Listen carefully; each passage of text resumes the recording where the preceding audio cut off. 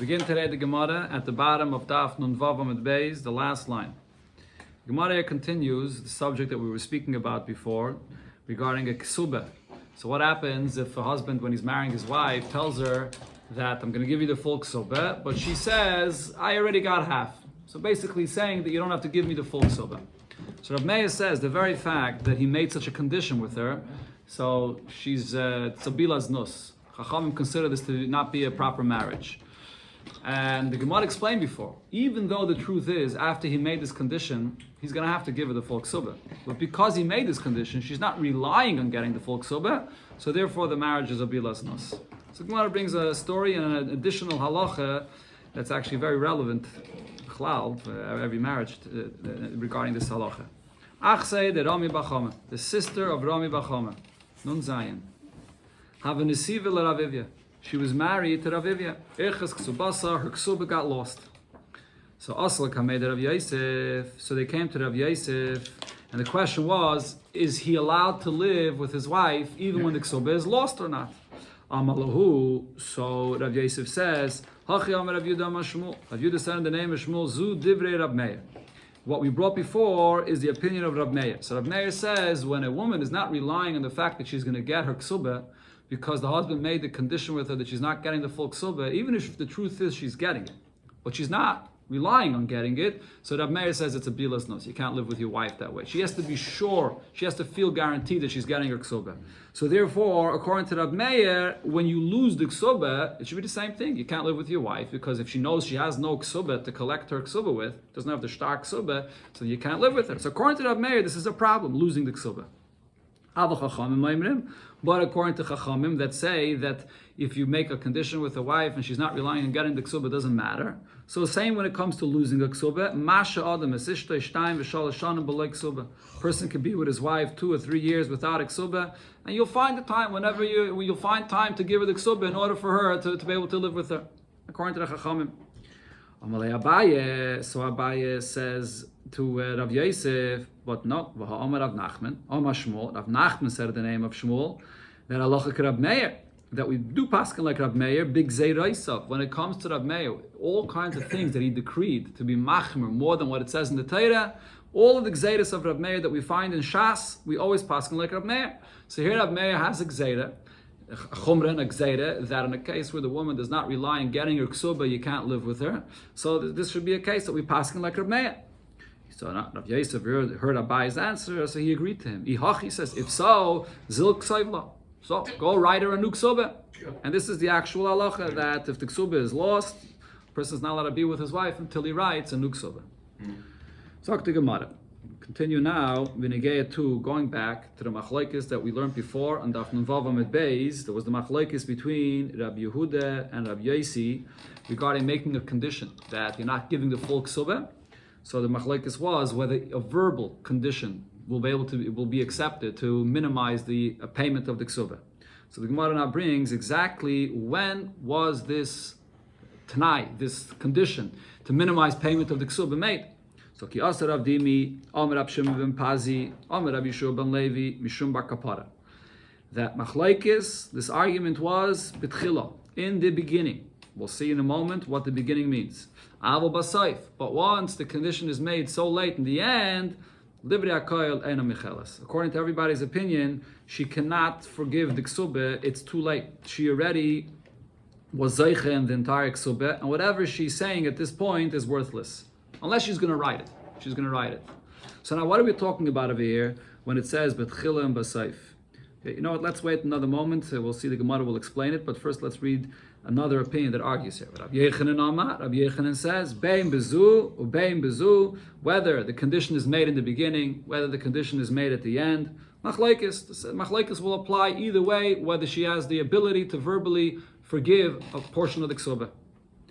So Amar Rabavo explains, what does it mean here? Betchilam basayf. Lididi mefarshilim minei de Rabbi Yechanan. It was explained to me from Rabbi Yechanan himself. So Rabbi Yechanan said, I, which is Rabbi Yechanan, v'Rabbi Yeshua ben Levi. And Rabbi Yeshua ben Levi, even though it seems like they were arguing here, Rabbi Yeshua ben Levi said that the machlokes is only betchila. The condition was made in the beginning. But if they make the condition basayf, everybody agrees that the condition is not acceptable. But really, and Rabbi Yochanan says that they're arguing in either case. But he said, we're really not arguing. We're not really arguing with one another. And now the Gemara will explain what this expression of tchila and seif means. So before I read the Gemara inside, just to give you the introduction of what the Gemara is about to say here, when it talks about tchila and seif in the stages of marriage, so this relates to chuppah and bia. The chuppah, let's say, is the yichud, where a woman comes in together with the husband in one house or in one room. That's the chuppah. And then you have the bia, actual marital relations. And both, regarding chuppah and bia, you can use the term of tchila and seif. There's the beginning of the chuppah, when she's just entering into the home with him, and there's the end of the chuppah, the end of that time when she comes in the home with him. Then there's the tchila of the bia, the beginning of the marital relations, and the end of the bia. So both the chuppah and the bia have a tchila and a seif. So when it speaks over here about the woman saying that she's forgiving a portion of the ksubah, we have to know, what are we talking about? The tchila of the chuppah, the end of the chuppah, the tchila of the bia, the end of the bia. So the Gemara explains. My betchila dekama Rabbi Yeshua ben Levi, this that Rabbi Yeshua ben Levi says, that the argument is only if that she said that she's forgiving the ksubah only in the beginning. Tchilas chuppah. He was speaking about the beginning of the chuppah. My seif, and when he said that if she made the condition at the end, it's too late. At this point, she already got the full ksubah, and whatever condition she wants to make now is not going to change anything.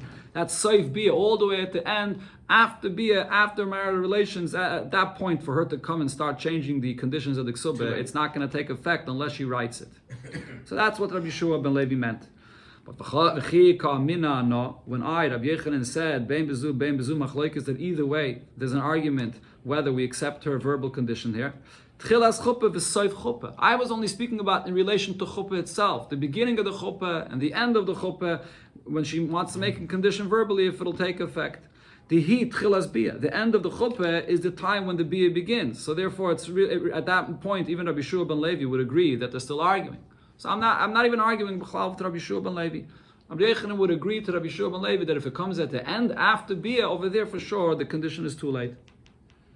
Okay, this is all what Rav Dimi came and quoted in the name of Rabbi Yeshua ben Levi and Rabbi Yochanan. Now we have another Amayra that comes and brings these Amayraim here, that they said it in a different way. Kiyasa Ravin, when Ravin came, Amar Rabbi Shimon ben Pazi, so he also said the name of Rabbi Shimon ben Pazi, Amar Rabbi Yeshua ben Levi, Mishum bar kapara. But he had a different version of what Rabbi Yeshua ben Levi said in the name of bar kapara. Machlokes l'b'seif. The only machlokes regarding whether a verbal condition to change the ksubah is only all the way at the end, because it's so late on in the game. So therefore over here the question is if the verbal condition is accepted or not. Al b'tchila, if the condition is made in the beginning. So over here it's early enough. Everybody would agree that a verbal condition would change the obligation of the payment of the ksubah. So the exact opposite of what we said before. Rabbi Yochanan Amar, and again, Rabbi Yochanan said, bein bezu machlokes, that either way, beginning and the end, the machlokes remains whether the verbal condition could change the ksubah. Now again, the Gemara is going to do the same thing and bring here Rabbi Vo that says that there's really no machlokes between Rabbi Yochanan and Rabbi Yeshua ben Levi. So Amar Rabbi Vo said, L'didim mefarshli mined Rabbi Yochanan, it was explained to me by Rabbi Yochanan himself, Da'no, but Rabbi Yeshua ben Levi, that I, Rabbi Yochanan and Rabbi Yeshua ben Levi, Lo paginu nadadi, we're not arguing. My lebesayif, what does it mean when it says here lebesayif? The Amar Rabbi Yeshua ben Levi, that Rabbi Yeshua ben Levi says that they're arguing only basayif, sayif chuppah. He was talking about the end of the chuppah. Regarding the end of the chuppah, that's when they're still arguing whether they can make a condition, whether she can make a condition verbally or not. My tchila, when Rabbi Yeshua ben Levi said the expression of tchila, that then tchila, everybody agrees that you can. Tchilas chuppah. He meant at the beginning, before the chuppah, over here, everybody agrees that they can make a condition. Rabbi Yochanan says, and when I said bein bezu machlokes, that whether it's the beginning or whether it's the end, everybody would agree that it's a machlokes. Tchilas bia v'seif bia, when it's the beginning of the bia, which is really at the end of the chuppah, or the end of the bia, so it's at the later stage. Both the tchila and the bia and the end of the bia are both already after the chuppah. Over here is where there will be the machlokes, whether since it's so late on, whether a verbal tonight to change the obligation of the ksubah will help or not. Okay, so this is the same thing that Rabbi Yeshua ben Levi said before, that the machlokes is at the seif chuppah, which includes also seif bia, whether you can make a condition or not. Okay, so we have a bunch of different versions here. regarding this bunch of different opinions here and what in the machlekes. Now, Omer Rav Papa said about all of this, Ilav the Omer Rabavo. If not for the fact that Rabavo said that Lilidim Mefar Shalim and Rab Yechanan, that Rab Yechanan himself came and explained this.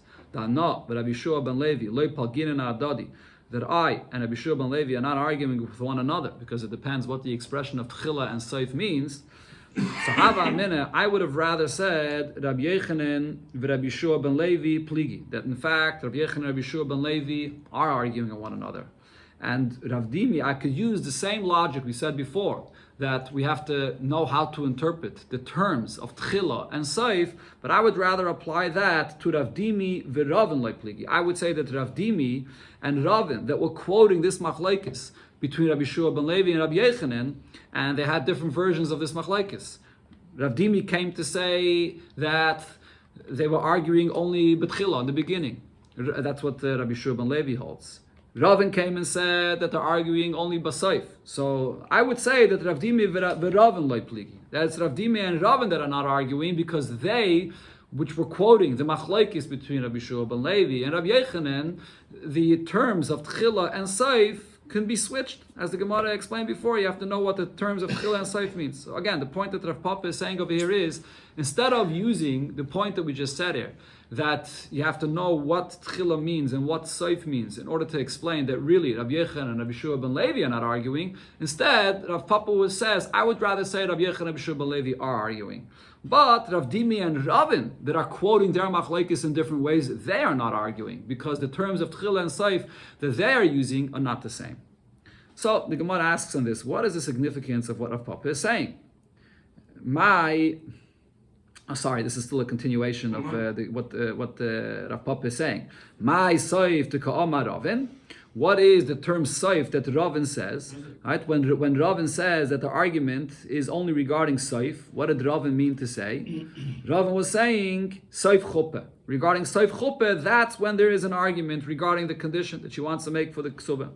And when Rav Dimi used the term of tchila and he said that it's dafka by tchila when they're arguing, tchila's bia, he meant at the beginning of the bia. So it comes out that it's the same time period. The saif of the chuppah and the tchila of the bia is the same thing. So even though it looked like Rav Dimi and Ravin were quoting this machlekes of Rabbi Yechanan and Rabbi Yeshua ben Levi differently, but it's really the same thing.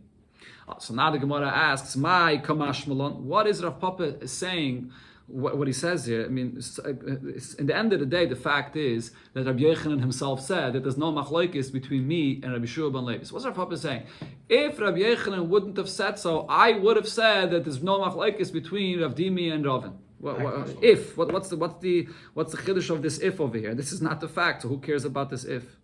And says the Gemara, Hakam Ashmalon, this is what Rav Papa is teaching you. He's giving you a certain approach of how you should look at such a kind of a situation when you have these kinds of arguments. And he says, the pligi Terei Amiroi, Atayim de Nafshayu. I would rather say that these two Amiroim, which is Rabbi Yechanan and Rabbi Yeshua ben Levi, are really arguing with one another, meaning that they have an argument regarding the svara of the matter. This idea that a woman could alter the obligation of the ksubah and be moichel achelik of the ksubah, that there's actually a machlekes between Rabbi Yeshua ben Levi and Rabbi Yechanan. At what point there's a machlekes over here whether she can change the condition of the ksubah? What's this machlekes of Rabbi Yeshua ben Levi and Rabbi Yechanan based on? On some kind of a svara. Up until which point does she have the ability to verbally change the agreement? So that makes more sense to say. But the loy pligi trei amiroi alibe dechad amirah. But it really does not make sense, or we should not want to say that there's two amirayim that are arguing regarding one amirah, what they hold. What that means is, if we're going to say that there's a machlekes between Rav Dimi and Ravin, how they quoted what Rabbi Yeshua ben Levi and Rabbi Yechanan said, so what does that really come out? Rav Dimi and Ravin are not arguing really regarding a svara.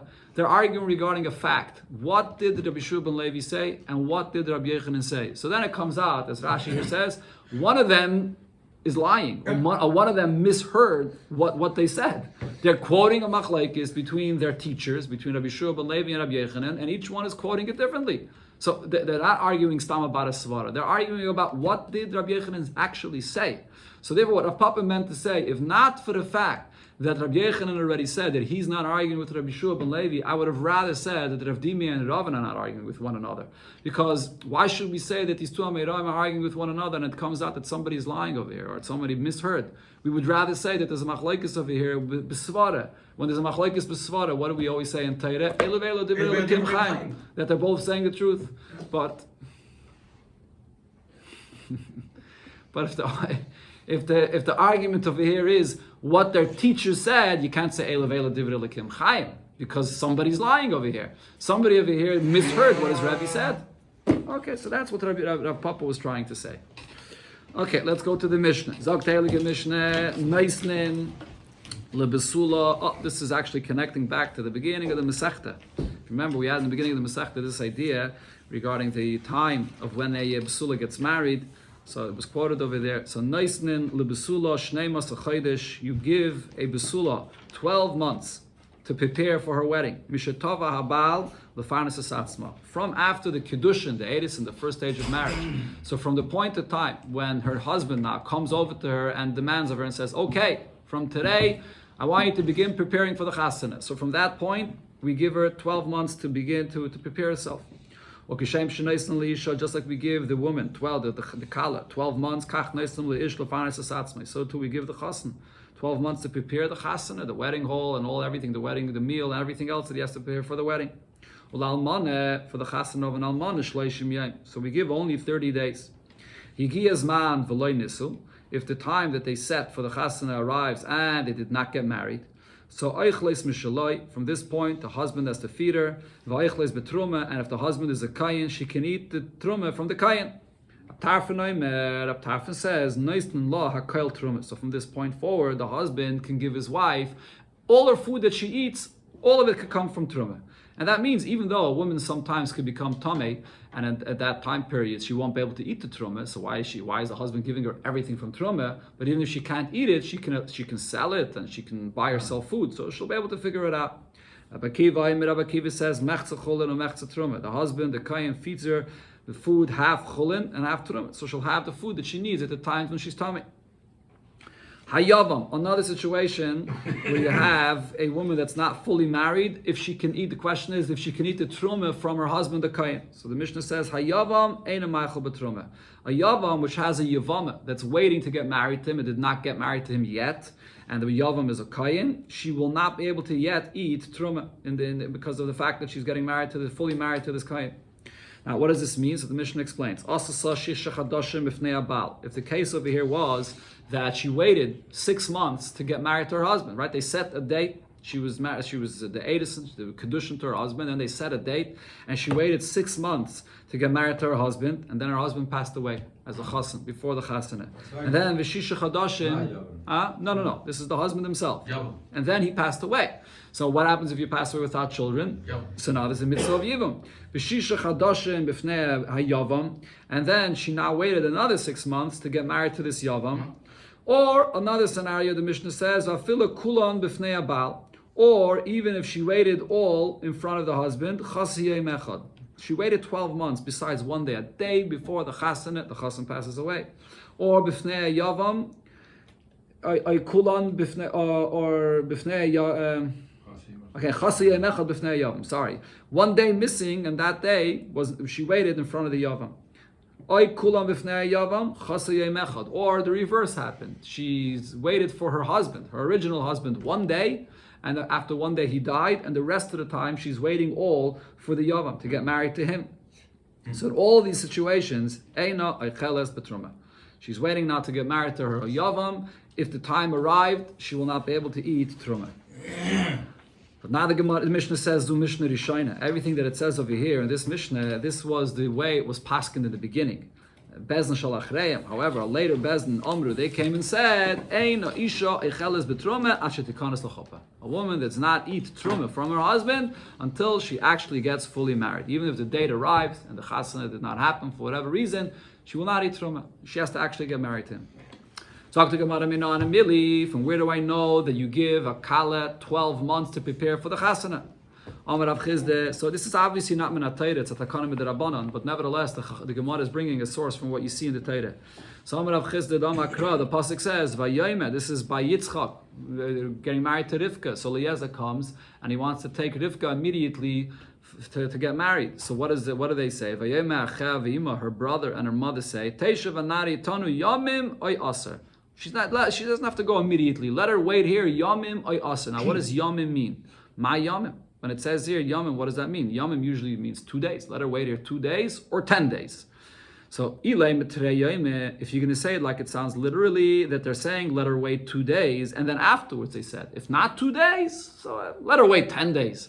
But that doesn't make sense. This is the way a person speaks. The brother, the mother say, let Rivka wait here 2 days. So and Eliezer says, no, I can't even wait 2 days. She needs to come immediately. So then so then they say, oh, if not 2 days, let her wait 10 days. If he's not agreeing to 2 days, you can't request afterwards for 10 days.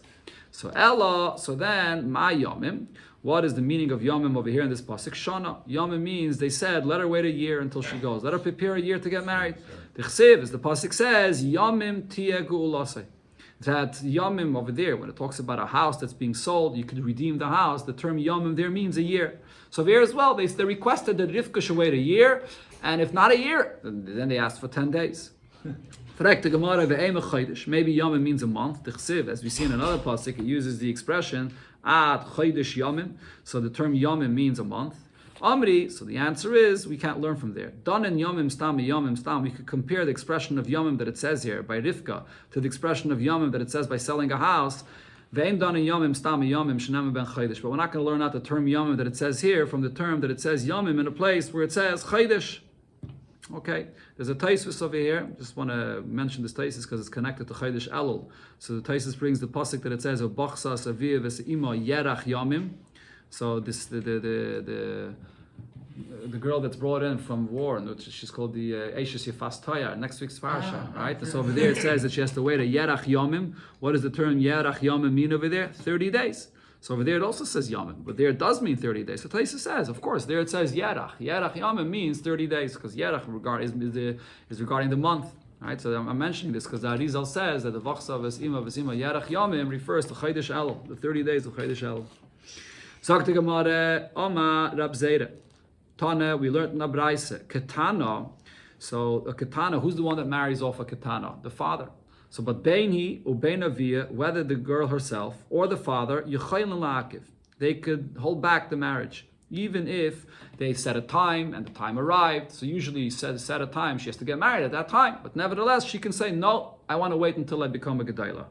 So the Gemara explains this. We understand that she can stop and she could say, I'm not ready to get married. I'm only a katana. What's going to be? How am I going to take care of my children? Whatever. Now we understand why she could stop. But when it comes to the father, why could the father say no? If she's ready to get married, so why does the father care? Why should the father have a right to stop her from getting married? Answers the Gemara, the reason is simple. Sava, the father thinks to himself and says, Hashtala Yada. She doesn't realize what she's doing. Yeah, she agrees to get married, but she doesn't realize what's happening. L'machar, then tomorrow, Mimra de Vinovka, she's going to rebel against her husband and leave. She's going to realize what she got herself into. And Va'asya, and then she's going to come, Vinafla Elavai, and now she's going to fall back on me. It's going to be my obligation to take care of her. So therefore the father could also stop her from getting married until she's a Gedailah. Omer Abba Bar Levi, Abba Bar Levi says, we do not set for a katana to get married when she's a katana, lasiya kashi katana, that she should get fully married as a katana. But we do set a time for a katana to get married when she becomes a gedailah. Okay, so Rashi over here says that. Okay, just a moment. So Rashi says when it says Paiskin that you're allowed to set for a katana to get married when she's a gedailah, that's without kedushin. You should not make a kedushin for a katana, even though menatayra. You can make a kedushin for a katana, but Rashi here says the pshat in the Gemara is you can set a time for a katana. You can make a shidduch. if you want. She's a katana, that she's going to get married to somebody, but to get married when she's a gedola, but not even to make a kedushin. That's Rashi's shitta. Places other Yishayim disagree and say that you could make a kedushin when she's a katana, but the marriage is only when she's a gedola. Okay, the Gemara continues and explains. Pshita, this that it says over here that you could set the time for a katana to get married when she's a gedola, that seems to be an obvious point. Why do we have to even say that? Of course, I mean, what would be the problem to set a time for her to get married when she's a gedola? If she's a gedola, she can get married then.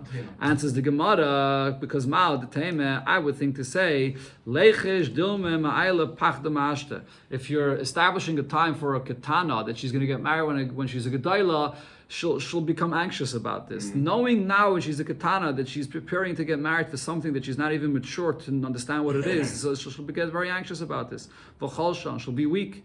So the chiddush over here is that we're not afraid of this, and you're allowed to set a time for a katana and tell her, begin preparing for your chasana. You're getting married when you're going to be a gedola.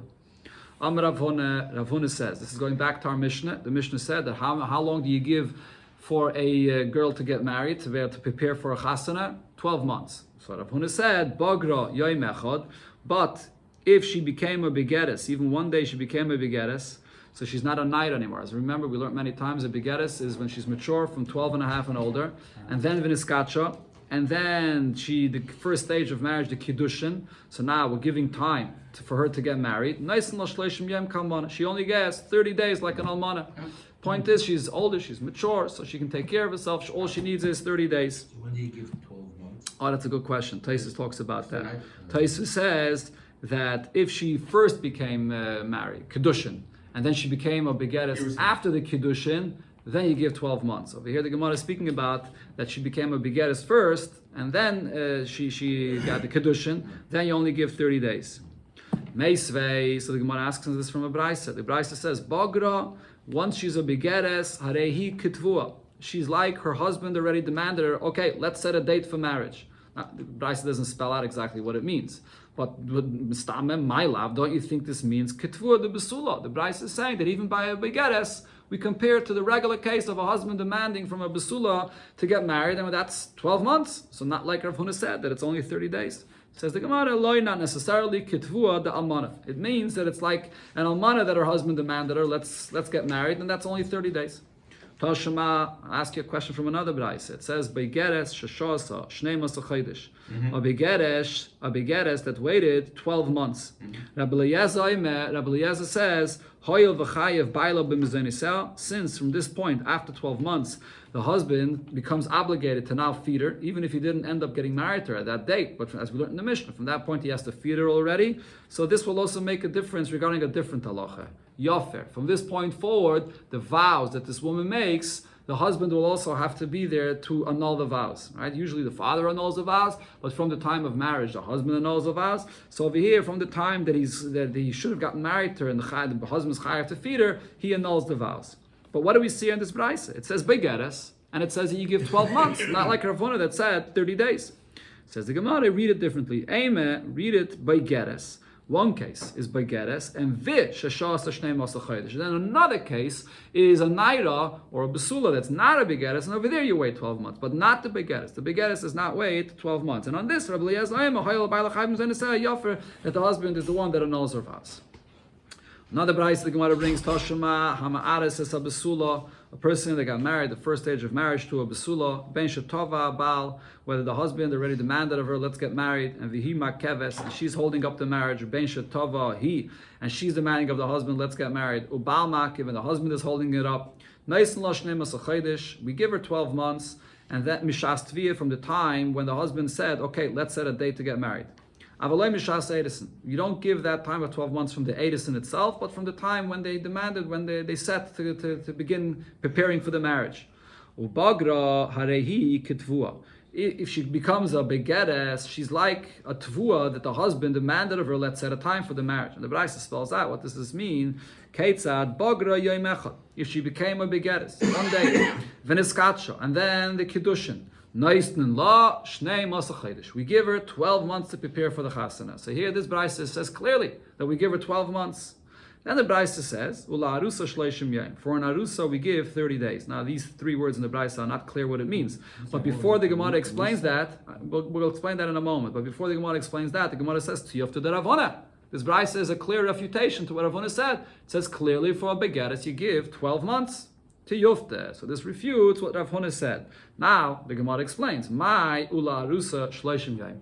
What did the Brisa mean when it said that for an arusa you give 30 days? When do you give 30 days? Amar Rav Papa, so Rav Papa explains, Hachi ka'amar. This is the way we understand the Brisa. Begettes she'avru aleh shnei masachodesh bibagros.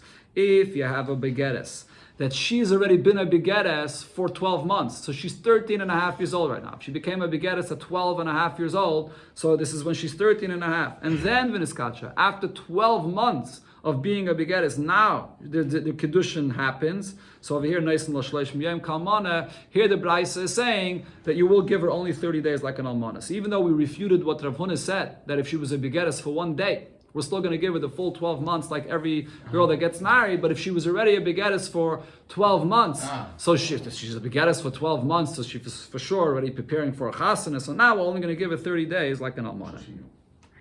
Higi is man v'lei nisu, so it said in the Mishnah that if the time arrived and they didn't get married, what happens? She can already eat truma from her husband, which is a kayan. Amar Ole, so Ole says about this, Devar Teire, Arusa Bas Yisrael, Echeles Patruma. Minat Teire, the halacha is an Arusa, Bas Yisrael, the moment after Eidus and after the first stage of marriage. So Minat Teire, really, she can eat truma right away. She's already an Eishes Ish, and the husband's wife, he can give her truma. Shanama, the pasuk says, "V'kayin ki yikne nefesh kiyin kaspai," a kayin that acquires somebody. That's what does acquiring mean? Kiyin kaspai, v'hai nami kiyin kaspai. A wife from the kedushin is the kinyan, and therefore you can give her truma. Kiyin kaspai would mean the avodim of a kayin, the slaves of a kayin, or the wife of a kayin as well as kiyin kaspai. So really, minatayre, she can eat truma from the edison. So what's the reason that Chachamim instituted that she should not eat truma? So there are 2 different reasons. The first opinion the Gemara brings is we're afraid that she, since from after Edison she's still living with her parents, she may take truma and she'll feed it, she'll share it with her brothers and sisters. So her brothers and sisters that are Yisraelim may come to eat truma. So now we have a question of what it said in the Mishnah. If so, if the time of the chasna arrived and they didn't end up getting married, Nami, we should also be concerned about this. If she's not yet married, so she'll feed her sisters, her brothers, sisters, truma. Why do we say that from that point forward her husband could feed a truma? Answers the Gemara, Hassam, because there the reason is, if the date that they set for the chasna arrives and they didn't end up getting married, so the husband will designate for an apartment, a place where she can live. She's not living anymore with her father, with her brothers and sisters. So therefore there's no concern. So now, if so, there's another case of Kinyan Kaspa. If a person, a Kayan, owns Avadim, Lakit Kayan, the workers, the Avadim of a Kayan, Li Yisrael, or again, sorry, this is not going back to Kinyan Kaspai, but this is going back to a different case over here. Lakit Kayan Li Yisrael means a Kayan that's a worker by a Yisrael. Loi leichel betruma. So this kain that's working by the Yisrael should not be allowed to eat truma. He's working for the Yisrael and he's living by the Yisrael. He's hired and he's living there in the house of the Yisrael. So how could he eat truma? We should have the same concern. Dilma also lemechel ba'adei, that maybe this kain that's eating truma will go and share his food with his employer that he's working for, that he's living in his house. Says the Gemara, no, we're not concerned for that. This kain, which is a worker, who feeds him? He gets food from his employer. We're concerned that this kain himself is going to give from his food to the family, to the employer that he's working for. We're not concerned for that. Okay, so this is all one opinion why we don't give a wife the truma to eat after Edison, even though Menatayra you're allowed. We're afraid that she's going to share it with the brothers and sisters. Now the Gemara brings the second opinion of Shmuel, but of Yehuda Amar Mishum Simpain. The reason is Simpain. Simpain literally means something is going to nullify the marriage. We're afraid that after the first stage of marriage, the husband did not yet make a full inspection to see if this is the wife he wants to marry. And then when it comes to the time of Nisuin, he's going to find out something that he did not know, and he's not going to want to marry her. So it turns out that the whole marriage was a mistake. He's going to find a certain blemish in her body, that the whole thing is going to be a mekach tos. And if so, it's going to turn out that she ate truma when she was not allowed. if they enter into the chuppah, but he was not boiler yet, nami. So we should still be concerned that the husband might discover something that he doesn't want, and therefore the whole kedusha will be nullified. So why do we say that from the time of chuppah he feeds a truma? And says the Gemara, Hasam mivdik badikla.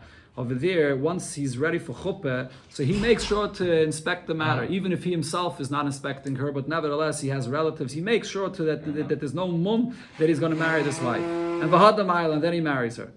Frek the Gemara, if this is the concern. What are we concerned about? Ela mayata. Okay, you know what? Let's leave this for tomorrow. It goes around the next part. We'll continue tomorrow. It's Hashem.